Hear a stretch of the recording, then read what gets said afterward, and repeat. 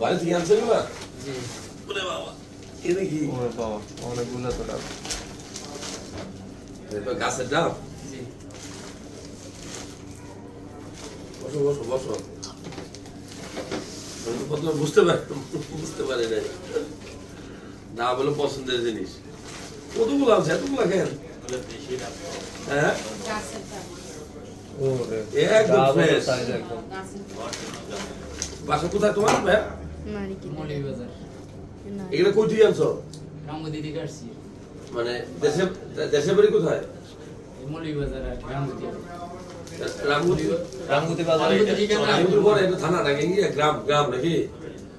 রামগতি জেলা তো এগুলা কি তোমাদের গাছের? গাছের যে। এত বড় বড় হয়? আরো বড় হয়েছিল। আমি তো এরকম এত বড় ডাব পাইনি কখনো। এগুলা লক্ষ্মীপুরে অন্তত 200 250 কি 200 সারা বেশি হবে। এইগুলা ঢাকায় যদি কেউ পায় 200 250 না পাইবে না এটা। মাঝিতে বিক্রি করে 200 250। মানে এটা এত বড় হতো ওদের এখানে? আরো বড় হয়েছে।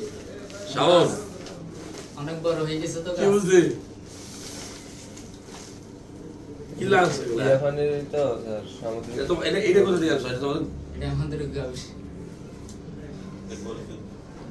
দুধ আসলে খুব ভালো খাবার, আমরা সবসময় পাই না।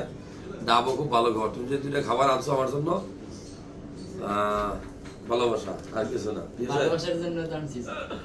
তোমার ধন্যবাদ দিয়ে ছোট করবো না। যারা ভিডিও দেখছেন আসছেন চেম্বারে আমার পেশেন্ট হইয়া, কিন্তু আসলে সে আমার ভালোবাসার মানুষ। এরকম 4টা ডাব